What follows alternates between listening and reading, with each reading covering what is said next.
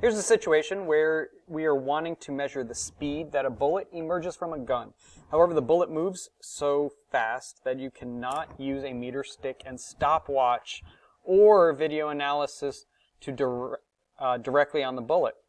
In fact, the only equipment you have is a meter stick and an electronic balance. Suppose that you set up the following situation. A block is set on the edge of a frictionless table. You plan to fire the bullet horizontally onto the block so the bullet embeds itself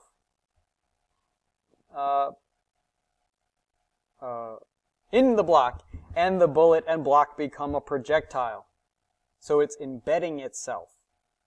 That's our big clue that this is in a perfectly inelastic equation. In a perfectly inelastic equation, we know three things. We know, first of all, that momentum is conserved. So the momentum before has to equal the momentum after.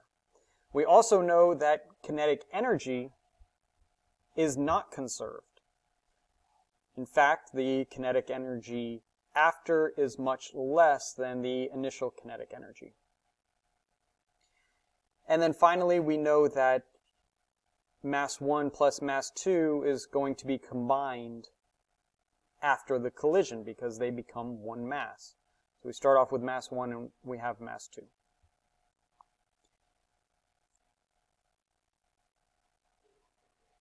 All right. What's the question asking me? What measurements would need to be made so the speed v could be calculated? List each measurement as descriptive words and letter symbol, perhaps a subscript.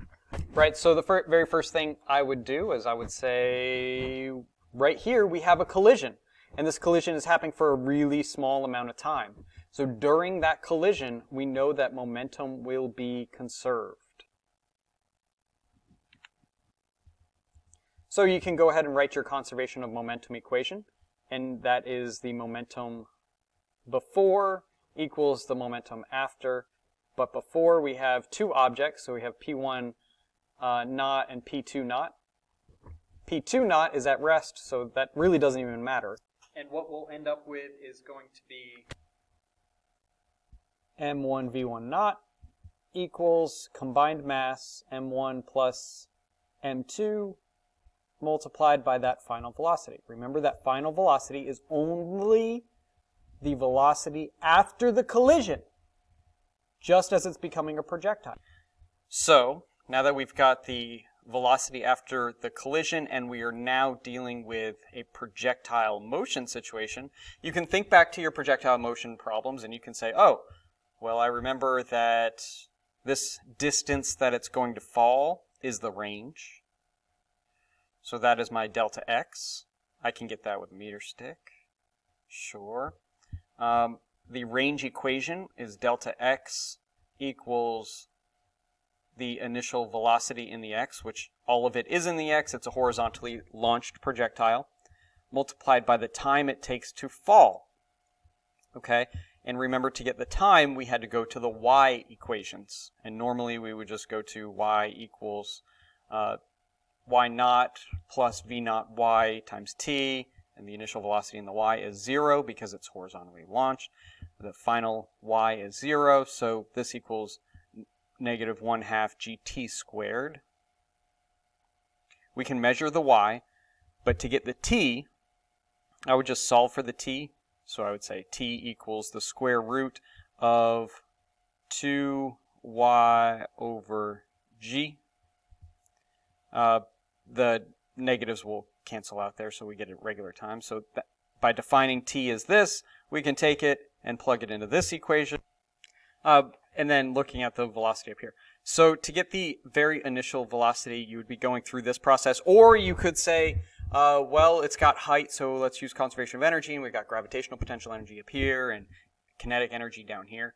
Either way, however you look at this, there's only so many variables that are popping up. We have g, we have the height, y, we have the range, x, we have the mass of both objects, and that's it. These same variables keep popping up over and over again. So if we are designing an experiment, which is all it's asking us for, we could just write out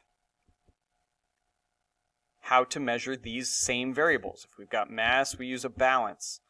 If we've got the height, we would use a meter stick.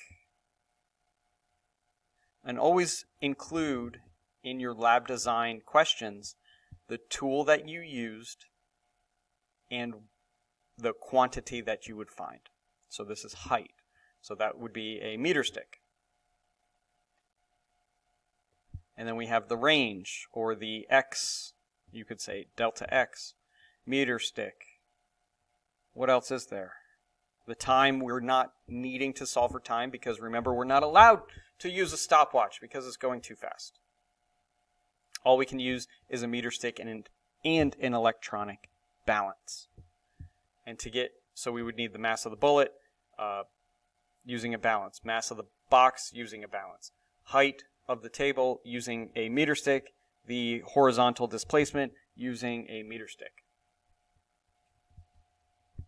And then for II, using your symbols, show how speed can be calculated.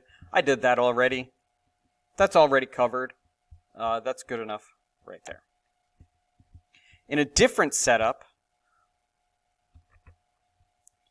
we are hanging the firearm from two strings, so the firearm is suspended from the ceiling. You plan to trigger the firing mechanism without touching the firearm directly so that the firearm swings backwards due to a recoil of the firing of the bullet, conservation of momentum. What measurements would need to be made so the speed v could be calculated? So again, if we look at this, we're going to start with conservation of momentum, but this time this is an explosion. We start with the two masses combined, and then there's more kinetic energy here in the end than there is in the beginning because they're starting from rest. So this would be an explosion situation. So the equation is m1 plus m2 times vf, or v naught, because it's in the beginning, equals mass of the bullet times the initial speed of the bullet plus the mass of the gun times the velocity of the gun. And then after that, we know the firearm is going to go backwards and it's going to reach some height. So this is basically a a pendulum as it swings backwards. So it's going to reach maximum height. From here, I would use conservation of energy and I would say, okay, just after the explosion, there's kinetic energy, and then after it reaches its maximum height, it's got gravitational potential energy. Set these two equal to each other. We still get the same variables. Mass, height, velocity we can deal with using meter sticks. So what measurements would need to be made so that speed v could be calculated? We would need to use mass of the bullet, mass of the firearm, using a balance for both of those. And then we would need the height after the explosion, using a meter stick. Using your symbols, show how the speed v can be calculated, write a narrative.